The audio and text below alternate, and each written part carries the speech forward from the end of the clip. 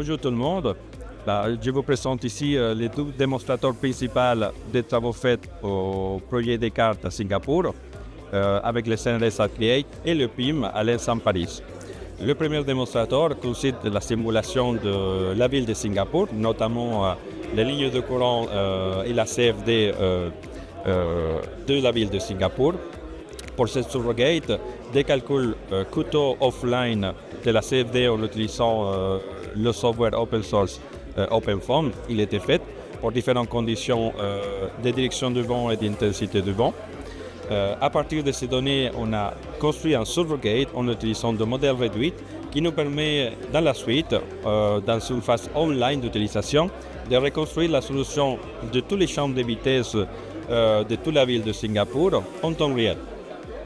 Donc, on passe d'une échelle globale qui c'est la météo, dans laquelle on peut récupérer des quantités macro en temps réel, qui c'est des directions de vent et des intensités données par les satellites.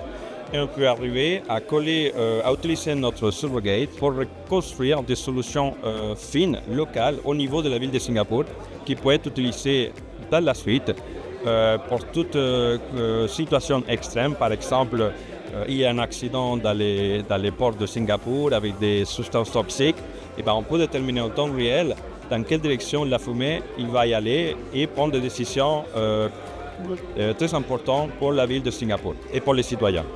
Et le deuxième cas test démonstrateur, c'est aussi un jumeau numérique embarqué cette fois-ci dans son drone, dans lequel il permet, dans ces cas-là, déterminer l'état d'endommagement de ces structures. Et donc, au nouveau, on fait un calcul offline des simulations, cette fois-ci de mécanique de solide, à différentes conditions de type d'endommagement, soit d'impact, soit de corrosion, etc.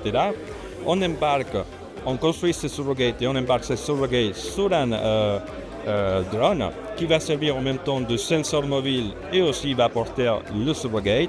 Et dans la suite, il va inspecter le bâtiment, il va scanner les différentes pièces du bâtiment et en temps réel, il va recaler la mesure, qui c'est des déformations des différentes pièces du bâtiment par rapport au surrogate calculé. Et dans ce contexte-là, il peut déterminer en temps réel l'état de santé de la structure et déterminer s'il existe un endommagement dû à l'impact ou la corrosion et prendre des mesures pour réparer et pour effectuer la maintenance respective.